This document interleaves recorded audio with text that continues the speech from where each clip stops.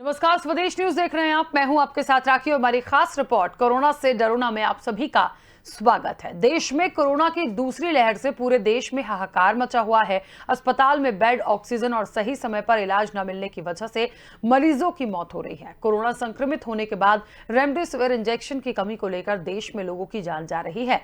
इस बीच एम्स के director doctor Randeep Guleria, Narayana health के डॉक्टर देवी शेट्टी और मेदांता के डॉक्टर नरेश त्रेहन ने कोरोना के इलाज पर कुछ खास बातें बताई हैं। देश के तीनों बड़े डॉक्टर्स ने बताया कि रेमडेसिविर को लोग मैजिक बुलेट न समझें। डॉक्टर त्रेहन ने कहा कि रेमडेसिविर केवल उन लोगों में वायरल लोड को कम करता है जिन्हें इसकी जरूरत है। रेमडेसिविर कोई रामबाण नहीं है। ऑक्सीजन और रेमडेसिविर का ईमानदारी से इस्तेमाल करें तो कहीं भी इसकी कमी नहीं होगी। वहीं नारायणा हॉस्पिटल के चेयरमैन डॉक्टर देवी शेट्टी ने कहा कि अगर आपको शरीर दर्द, खांसी, सर्दी, कब्ज या वॉमिटिंग जैसे लक्षण दिखाई दें। दूसरी ओर एम्स के डायरेक्टर डॉक्टर रणदीप गुलेरिया ने भी कहा कि कोरोना के 85% मरीजों को रेमडेसिविर जैसे स्पेसिफिक ट्रीटमेंट की जरूरत नहीं होती। अधिकतर लोगों में सर्दी, गले में खराश जैसे साधारण लक्षण होते हैं। आज की चर्चा इसी पर रहेगी और हम जानेंगे कि आखिरकार बढ़ते कोरोना और बिगड़ते हालातों को लेकर डॉक्टर्स का क्या कुछ कहना है। लेकिन उसके पहले चलिए सुनते हैं क्या कुछ कहना है इन डॉक्टर्स का। People who have BMI greater than 35 are the ones who are most vulnerable, and people who are showing signs of cough, fever, which is not responsive to other medicines. So in the first few days of the illness, if the doctor feels appropriate, only then remdesivir is to be given and not to be given to everybody. It is not a Ramban, and it is only effective in decreasing the viral load in the people who need it. तो आपको बता दें कि देखिए, एक बात सबसे बड़ी है, जो देश के बड़े डॉक्टर्स हैं वो ये कह रहे हैं कि रेमडेसिविर को लोग मैजिक बुलेट ना समझें।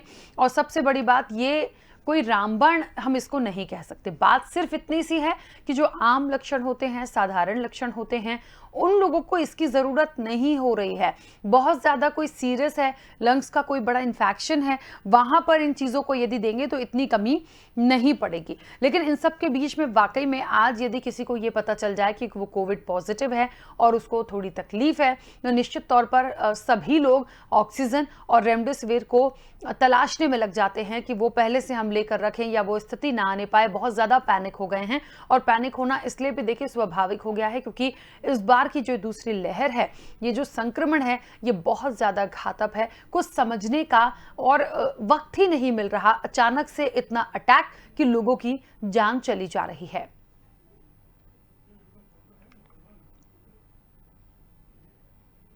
आपको बता दें कि ऑक्सीजन और रेमडेसिविर का यदि ईमानदारी से इस्तेमाल करें तो इसकी कहीं भी कमी नहीं होगी, ऐसा बड़े डॉक्टर्स ने कहा है। और इसलिए कहा है क्योंकि जो आम लक्षण है, सर्दी खांसी है, वहां पर आपको इनको इंजेक्ट करने की या ऑक्सीजन की जरूरत नहीं पड़ेगी, वो मेडिसिन से ठीक होता है। लेकिन हाँ, बशर्ते आपको अपना टेस्ट कराना होगा, आपको पता होना चाहिए आप पॉजिटिव हैं, नेगेटिव हैं, आपको कितना फील हो रहा है, आपको ब्रीदिंग प्रॉब्लम तो नहीं हो रही है, कोई और सिम्टम्स तो नहीं है, यदि हैं तो किस तरह की तकलीफ हो रही, वो आप डॉक्टर को बताएंगे। उसके बाद इस मेडिसिन तक पहुंचेंगे। ऐसा नहीं है कि आपको सर्दी जुकाम हुआ और आपको रेमडेसिविर की जरूरत पड़ जाए, या आपको हल्का सर्दी जुकाम है, आपको ऑक्सीजन की जरूरत पड़ जाए, ऐसा बिल्कुल भी नहीं है।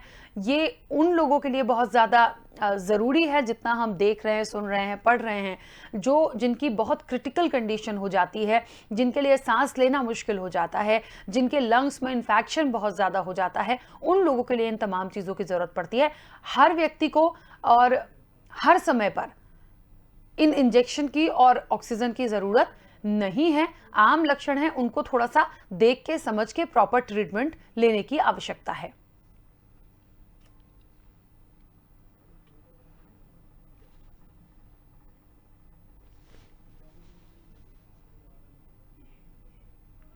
तो आपको बता दें कि देश के कई बड़े डॉक्टर्स हैं जिन्होंने अपनी राय दी है और उन्होंने बहुत स्पष्ट शब्दों में इन तमाम बातों को रखा है कि आखिरकार ये जो देखिए दूसरी लहर है, उससे हाहाकार जरूर मचा हुआ है। लोग ऑक्सीजन के लिए परेशान है, बेड के लिए परेशान है, इंजेक्शन के लिए परेशान है, लेकिन आपको इससे बहुत ज्यादा डरना नहीं है, पैनिक नहीं होना है। एम्स के डायरेक्टर हैं डॉक्टर रणदीप गुलेरिया, नारायणा हेल्थ के डॉक्टर देवी शेट्टी हैं और मेदांता के डॉक्टर नरेश हैं। इन्होंने कोरोना के इलाज पर कुछ खास बातें बताई हैं। एक बार फिर से आप सभी को बता दें कि रेमडेसिविर को एक तो सबसे पहली बात मैजिक बुलेट ना समझें। ऐसा नहीं है कि रेमडेसिविर है तो आप बच जाएंगे, रेमडेसिविर नहीं है तो आपकी जान चली जाएगी। आप इसको मैजिक बुलेट ना समझें। ज़रूरत के हिसाब से इस इंजेक्शन की ज़रूरत होती है। एक डॉक्टर त्रेहन है, उन्होंने भी कहा कि रेमडेसिविर केवल उन लोगों में वायरल लोड को कम करता है जिन्हें इसकी ज़रूरत है और ये कोई रामबाण नहीं है। ज़रूरत के हिसाब से यदि इसको अप्लाई करेंगे या इसकी ज़रूरत होगी तो ही इसकी आपको ज़रूरत पड़ेगी। अन्यथा ऐसा नहीं है कि आम लक्षण है, सर्दी है या खांसी है तो आपको रेमडेसिविर की ज़रूरत पड़े या ऑक्सीजन की ज़रूरत पड़े। चलिए, और इस वक्त आपको बता दें कि डॉक्टर RN टंडन दिल्ली से हमारे साथ जुड़ गए हैं। RN टंडन जी, बहुत स्वागत चर्चा में शामिल होने के लिए। और इसके साथ ही डॉक्टर हरीश पाठक हमारे साथ जुड़ेंगे। हरीश पाठक जी, आपका भी बहुत स्वागत है। चर्चा की शुरुआत में सबसे पहले RN टंडन जी आपसे लेना चाहती हूँ, जिस तरीके से पूरे देश में हाहाकार मचा है और सबसे ज्यादा यदि चर्चाएं हैं तो ऑक्सीजन और रेमडेसिविर इंजेक्शन की, क्या लगता है आज जिस तरीके से हमने सुना 3 बड़े डॉक्टर्स, उनके भी नाम हमने देखे और उनको सुना, चाहे हम रणदीप गुलेरिया की बात करें, डॉक्टर त्रेहन की बात करें, देवी शेट्टी की बात करें, अलग अलग हॉस्पिटल से, इन तमाम लोगों ने बोला है कि एक तो रेमडेसिविर को रामबाण मत मानिए और सबसे बड़ी बात है कि हर पेशेंट को इसकी ज़रूरत नहीं है। यदि वाकई में प्रॉपर ट्रीटमेंट के हिसाब से इनको अप्लाई किया जाए, इस्तेमाल किया जाए तो शायद इतनी कमी नहीं होगी। बिल्कुल ठीक है। अगर हम पुराना देखें, सारी रिपोर्ट्स देखें और जो स्टडीज हुई हैं वर्ल्ड ओवर, और जिस तरह से रेमडेसिविर को ट्राई किया गया और उसके बाद जो स्टडीज करके WHO ने पब्लिश की थी, उस पे इन्होंने बहुत साफ शब्दों में यही बताया था कि रेमडेसिविर एक ऐसी दवाई नहीं है जिसको ये माना जाए कि ये रामबाण है या ये कोरोना को बहुत आसानी से खत्म कर सकती है। और इसी बातों पे जो चर्चा, जिन आपने 3 डॉक्टरों का नाम लिया, डॉक्टर त्रेहन, रणदीप गुलेरिया और नारायणा हृदयालय से देवी शेट्टी, इन लोगों ने जो डिस्कशन किया वो सिर्फ इसका पर्पस ही यही था कि आम जनता के सामने ये सारे तथ्य लाए जा सके कि एक्चुअल में किस इलाज की जरूरत है, किस इलाज की कब जरूरत है, कौन सी दवाई कब चाहिए है, कि हम रेमडेसिविर के पीछे भाग रहे हैं, उसके लिए दौड़ रहे हैं, चारों तरफ हाहाकार मचा हुआ है, क्या एक्चुअल में रेमडेसिविर की जरूरत है सबको। तो अंततः यही समझ में आएगा और यही समझाया गया है कि आप रेमडेसिविर के पीछे ना भागें। रेमडेसिविर रामबाण नहीं है। हाँ, जहाँ पर जरूरत है वहां पर रेमडेसिविर को दिया जा सकता है, परंतु सबसे बड़ी परेशानी है कि हमारे जो मरीज आमतौर पे भर्ती हो रहे हैं अस्पतालों में, खासकर इस सेकेंड वेव में, इस म्यूटेंट वायरस के इन्फेक्शन से जो हाहाकार मचा है, वो बीमारी को उस स्टेज में पहुंचा रहा है जिसमें लोगों के लंग्स पे बहुत ज्यादा असर पड़ रहा है और उनका ऑक्सीजन सैचुरेशन ड्रॉप करता है। तो ऐसी सिचुएशन में उनको ऑक्सीजन की जरूरत है और बात हुई कि स्टेरॉइड्स की जरूरत है। रेमडेसिविर की जरूरत पड़ती है जब आपको मॉडरेट इलनेस है, उस समय अगर आपको दिक्कत हो रही है, आपके साथ में और कोमॉर्बिड कंडीशन है, तो आपको रेमडेसिविर की जरूरत है। अगर आप सीरियस स्टेज में पहुंच गए हैं, सिवियरिटी बहुत बढ़ गई है, लंग का इन्वॉल्वमेंट बहुत ज्यादा हो गया है, तो रेमडेसिविर उतनी कारगर नहीं है, बल्कि जो सबसे सस्ती दवाई है स्टेरॉइड्स, वो सबसे ज्यादा इफेक्टिव है। तो रेमडेसिविर पे हमें नहीं भागना है, पर हाँ, ऑक्सीजन डिमांड इस बार के इन्फेक्शन में बहुत ज्यादा बढ़ गई है। वही उसका कारण है कि हमने बताया, मरीज आमतौर पे उसी समय पहुंच रहे हैं हॉस्पिटल में जब उनका लंग इन्वॉल्वमेंट हो रहा है। पहले जो खराश, गले में खराश और माइल्ड फीवर होता था, मरीज को परेशानी होती थी और वो हॉस्पिटल पहुंच रहे थे, तब उस समय लंग्स में इन्वॉल्वमेंट बहुत लेट होता था, पर अब लंग्स का इन्वॉल्वमेंट ज्यादा है और पेशेंट सीधे हॉस्पिटल पहुंच रहा है जहां पे उसको ऑक्सीजन की जरूरत पड़ रही है, और वो भी सिर्फ ऑक्सीजन की। ये नहीं है कि हर एक को वेंटिलेटर की जरूरत है। आमतौर पे यही माना जाता है कि वेंटिलेटर सबको चाहिए, नहीं। ऑक्सीजन को देने के जितने भी तरीके, चाहे वो नेजल प्रॉन्ग से दें, चाहे वो वेंटी मास्क से दें, या कभी कभी जिनको परेशानी हो रही है उनको नॉन इन्वेजिव वेंटिलेटर से सपोर्ट दिया जाता है। इनवेजिव वेंटिलेटर, जिसको आम जनता वेंटिलेटर के नाम से जानती है, उसकी जरूरत सबके लिए नहीं पड़ती, पर जहां नंबर जिस तादाद से बढ़ रहे हैं उसकी वजह से हमारी हर चीज पे कमी आ रही है। पिछली बार आप 1 लाख का नंबर भी नहीं पहुंचे थे। हमें बड़ा फक्र होता था अपने हर चीज के ऊपर कि हिंदुस्तान जैसे आबादी वाले देश में नंबर जो है एक दिन में सिर्फ 1 लाख हो रहे हैं और अमेरिका में 3 लाख हो रहे हैं। पर उस चीज का हमने जो बेनिफिट मिला था उसको हमने पिछले 4 महीनों में एकदम अपने हाथ से निकल जाने दिया और हमने किसी भी यूरोपियन कंट्री या अमेरिकन, खासकर इंग्लैंड से कोई सीख नहीं ली कि दिसंबर के महीने में जब उनके यहाँ ये प्रॉब्लम आई थी कि वेंटिलेटर्स की प्रॉब्लम आ रही थी, आईसीयू बेड्स की प्रॉब्लम आ रही थी, ऑक्सीजन बेड्स की प्रॉब्लम आ रही थी, तो उन्होंने क्या किया? उनके यहाँ बहुत ही स्ट्रिक्ट लॉकडाउन लागू किया गया था और वैक्सीनेशन को इस तरह से रैंप अप किया गया था कि ज्यादा से ज्यादा जितने लोगों को वैक्सीन मिल जाए उसके ऊपर बहुत असर डाला। और उस वैक्सीनेशन पे और जितना स्ट्रिक्टली नॉर्म्स फॉलो कराए गए थे कोविड एप्रोप्रिएट के, उनका असर देखा गया, तो वो इस प्रॉब्लम को कंट्रोल कर सके। और उनकी वो जो आईसीयू की एडमिशन की प्रॉब्लम और जो ऑक्सीजन की प्रॉब्लम वो अंततः कंट्रोल में आ गई थी। परंतु हमने उस चीज से शायद कोई लेसन नहीं लिया, हमने अपने आप को प्रिपेयर नहीं किया और हमारी जनता बिल्कुल भूल गई कि कोरोना चल रहा है विश्व भर में और कंडीशंस खराब हो रही हैं। और जो हिस्ट्री है स्पेनिश फ्लू की उसने क्लियर सबको बताया हुआ है कि सेकेंड वेव और थर्ड वेव सेकेंड ईयर में जो आएगी वो बहुत सीरियस होगी, बहुत सीवियर होगी, बहुत ज्यादा लोग इन्फेक्ट होंगे और मोर्टेलिटी भी बढ़ेगी। तो हमें हर चीज को ध्यान में रखना है। उसके हिसाब से कोरोना एप्रोप्रिएट बिहेवियर, असली रामबाण कोरोना एप्रोप्रिएट बिहेवियर है डबल मास्किंग, सोशल डिस्टेंसिंग और हैंड वॉशिंग। तो हमारी रिक्वेस्ट सबसे होगी कि कोई भी अन्य भीड़ वाले इलाकों में ना जाए, बेकार की मीटिंगों को मत अटेंड करे और जिंदगी रहेगी तो सारे धर्म के फंक्शंस आपको मिलेंगे, सारे आपके फेस्टिवल फिर आएंगे, आप उनको एंजॉय कर सकते हैं। इसलिए अभी सबसे जरूरी है कि अपने परिवारजनों की, अपने बुजुर्गों की और अपने बच्चों की जिंदगी को बचाने के लिए कृपा कर घर के बाहर ना जाएं और कोरोना एप्रोप्रिएट बिहेवियर को पूर्णतः रूप से फॉलो करें। डबल मास्किंग, इवन कुछ जगहों पे तो ये भी हो गया है कि घरों में भी आप मास्किंग कीजिए, तो उससे आपको हर तरीके के फायदे मिलेंगे।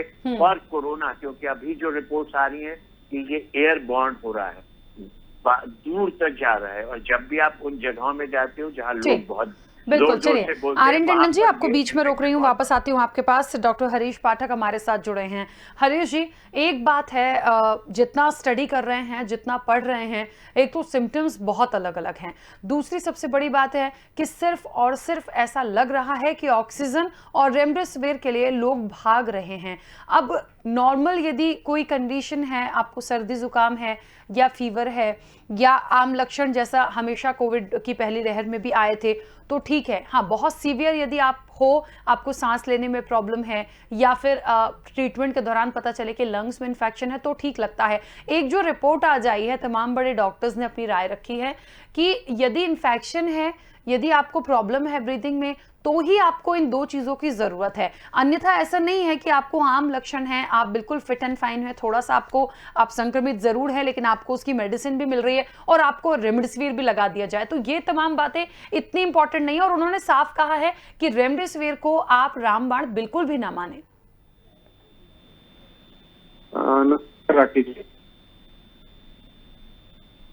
जी हरीश, सारे सीनियर्स को बोलिए।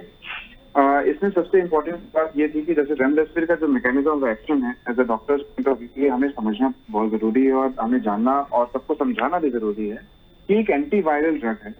इसका जो यूज है सिर्फ और सिर्फ हॉस्पिटल स्टे को कम करने के लिए और शरीर में वायरल लोड को कम करने के लिए यूज किया जा सकता है। इसका कोई भी इफेक्ट मॉर्टेलिटी को कम करने में नहीं आता है। तो इस चीज को समझने के लिए सबको अवेयर करना बहुत जरूरी है कि अगर आप सब लोग ये समझ रहे हैं जब सब बस ठीक हो जाएंगे, कुछ नहीं, वो निकल जाएंगे, ये कोई ऐसा मतलब क्योर आ गई है या ड्रग ऑफ चॉइस हो गई है, तो ऐसा बिल्कुल नहीं है। हम अगर कोई शुरुआती फेज में किसी को ज्यादा सीवियरिटी बढ़ती जा रही है तो रेमडेसिविर लगवाया जाए, उनको उसका वायरल लोड कम होगा और उसके सिम्टम्स और उसकी सीवियरिटी थोड़ी कम होगी।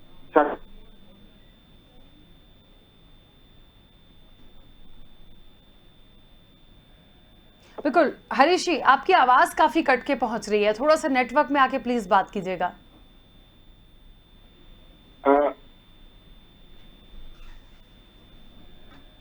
हेलो। जी।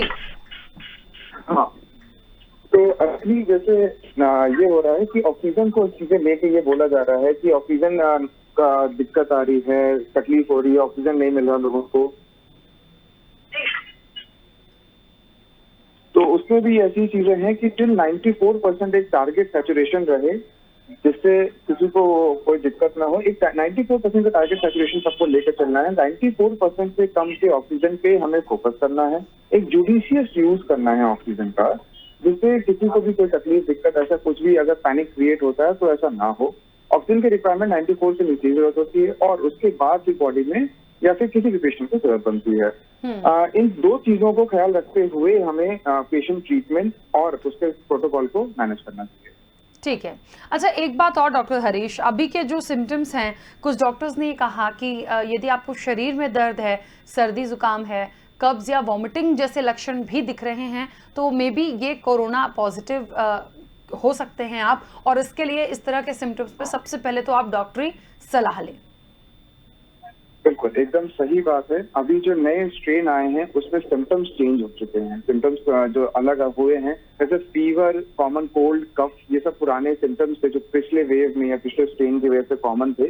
इस नए वेव में ऐसा देखा गया है, ऐसे नए सिम्टम्स जो है बॉडी एक, हेडेक और डायरिया और न्यूरोलॉजिकल सिम्टम्स जो आ रहे हैं, इसको मद्देनजर देखते हुए किसी को भी ऐसी दिक्कत, तकलीफ होती है तो उन लोगों को सबसे पहले जाके अपना टेस्ट कराना चाहिए और टेस्टिंग के बाद एक अपना तुरंत से सिम्टोमेटिक ट्रीटमेंट स्टार्ट कर देना चाहिए डॉक्टर के सलाह पे, और अपने आप को आइसोलेट कर देना चाहिए ताकि वो दूसरे को ये इन्फेक्शन ना फैला पाए और किसी और को ये संक्रमण ना फैले आगे।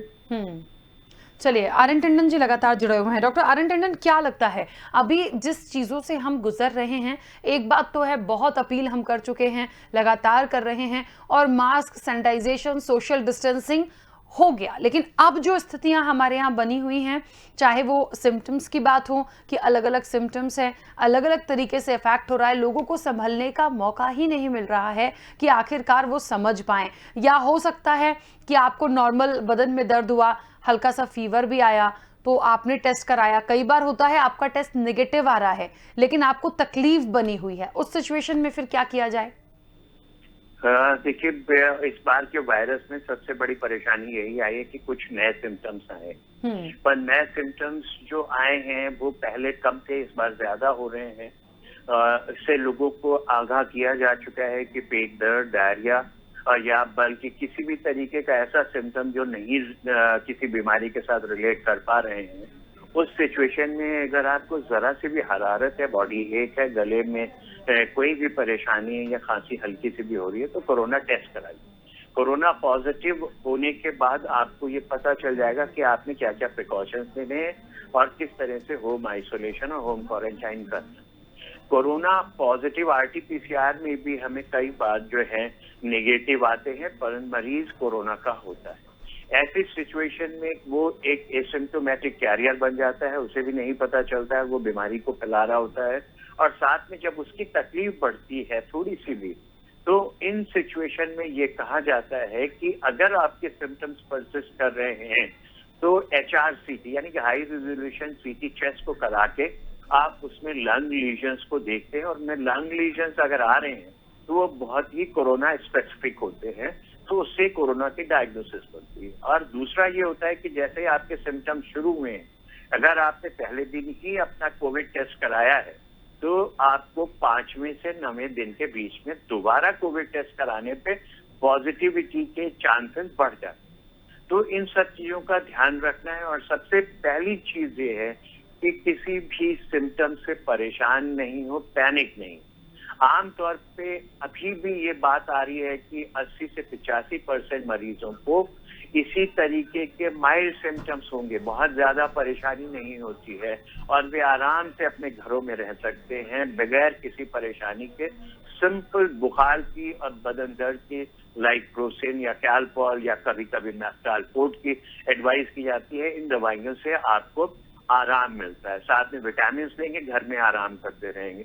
परंतु सिम्टम्स अगर बढ़ रहे हैं, दिक्कतें बढ़ रही हैं, तो आपको डॉक्टर के संपर्क में आना है, क्योंकि डॉक्टर ने डिसाइड करना है कि अब आपके लिए आगे क्या करना है, क्या टेस्ट होने हैं, आपका ऑक्सीजन सिचुएशन ठीक चल रहा है, चेस्ट में कोई प्रॉब्लम नहीं है, तो वो आपको तसल्ली देंगे और जो भी दवाइयां देनी है उनसे आपका इलाज घर पे हो सकेगा।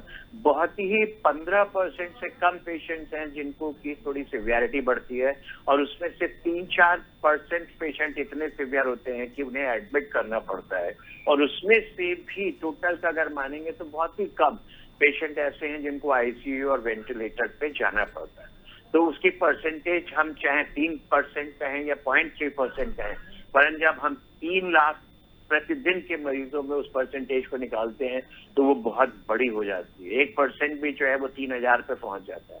तो 3000 पेशेंट्स भी अगर लोग आईसीयू में रोज एडमिट होंगे तो नंबर ऑफ बेड्स की कमी होती जाती है। उस सिचुएशन में भी परेशान नहीं हो, क्योंकि अगर आपको ऑक्सीजन की जरूरत है तो ऑक्सीजन बेड मिल जाएगा। रेमडेसिविर के लिए जैसे अभी भी बात हुई, वो सिर्फ हाई वायरल लोड को कम करने के लिए मॉडरेट इलनेस में काम आता है। माना जाता है कि 9th डे के बाद शरीर के अंदर वायरल लोड जो है वो ऑटोमेटिकली कम हो जाता है, परंतु जो परेशानी होती है वो वायरस के कॉम्प्लिकेशन, यानी कि कोविड के जो कॉम्प्लिकेशन है, जो इन्फ्लेमेशन है, जो ब्लड में क्लॉटिंग हो रही है, उसकी वजह से आती है। तो उसके लिए दवाइयां रेमडेसिविर इफेक्टिव नहीं है। मैंने जैसे पहले भी कहा, उसके लिए कुछ दवाइयां हैं जिसमें खास करके स्टेरॉइड का सबसे ज्यादा रोल होता है। तो वो डॉक्टर्स ने डिसाइड करना है एडमिशन के समय में और आपकी पोजीशन को देख करके। तो पैनिक नहीं हो कि रेमडेसिविर गायब हो गया, मिल नहीं रहा, तो आप सब उसके पीछे भाग रहे कि रेमडेसिविर चाहिए। मेरे ख्याल से सबको समझना पड़ेगा कि रेमडेसिविर एक दवाई है जो आपके हॉस्पिटल स्टे को, अगर आप मॉडरेट इलनेस में पहुंचते हैं तब आपको लगेगी तो वायरल लोड कम होगा और आपके हॉस्पिटल स्टे कम होगा, परंतु आपकी बीमारी को खत्म करेगा या आपको बिल्कुल स्वस्थ कर देगा रेमडेसिविर, ऐसा भ्रम ना रखें और परेशान ना हो। हिम्मत से काम लें, और सबसे जरूरी चीज जो है, बीमारी को अपने पास ना आने दें डबल मास्किंग, सोशल डिस्टेंसिंग और हैंड वॉशिंग से, और कृपा करके अपने घरों में रहें और अपने सिर्फ इसेंशियल्स काम के लिए बाहर जाएं। अननेसेसरली के लिए लोगों से मिलना, बैठना, जुटना, उनके साथ खाना पीना, इन सब पे रोक लगानी पड़ेगी। लोगों के मन में भ्रांति थी कि हमें पहले वो कोरोना हो चुका है, हमें वैक्सीन लग चुकी है, तो हम आराम से जाके सबके साथ बैठ के मिल करके बातचीत कर सकते, खा पी सकते। नहीं, अभी भी आ चुका है कि 3 से 4 मरीज जो हैं 10,000 केसेस में जिन्हें वैक्सीन लग चुकी है, उनको कोरोना दोबारा हो रहा है, परंतु सीवियरिटी कम है। तो परेशान नहीं हो, प्रिकॉशन लें और अपने आप को बचाने की कोशिश करें। सबसे बड़ी रेमडेसिविर यही है, सबसे बड़ा हॉस्पिटल एडमिशन आपका यही है कि आप डबल मास्किंग, सोशल डिस्टेंसिंग और हैंड वॉशिंग पे ध्यान करें और अपने परिवार का ख्याल रखें और विटामिन के ऊपर ध्यान रखें, फ्रेश फ्रूट्स और अपने हाइड्रेशन पे ध्यान रखें, तो आप अपना घर पे आराम से मैनेज कर सकते हैं। परेशानी होने पे आपके लिए सभी किस्म की सुविधाएं उत्पन्न की गई हैं जो मिल रही हैं। जहां ऑक्सीजन की बात है, ऑक्सीजन का जो प्रोडक्शन जितना हमारा होता है उससे बहुत ज्यादा इस समय यूटिलाइजेशन हो रहा है ऑक्सीजन का, इसीलिए ऑक्सीजन की प्रॉब्लम आ रही है। ऑक्सीजन लोगों को अननेसेसरली नहीं चाहिए यहाँ पर, कई जगहों पे लोगों ने ऑक्सीजन को भी अपने पास रखा हुआ है कि वो उनके काम आएगा, परंतु ये नहीं सोच रहे कि ऑक्सीजन डिसाइड कौन करेगा कि आपको कब लेनी है। जैसे अभी डॉक्टर ने कहा कि 93-94% तक परेशान होने की जरूरत नहीं है। आप अपने घर में रह के अपने वेंटिलेशन को इम्प्रूव करके हर चीज को मैनेज कर सकते हैं।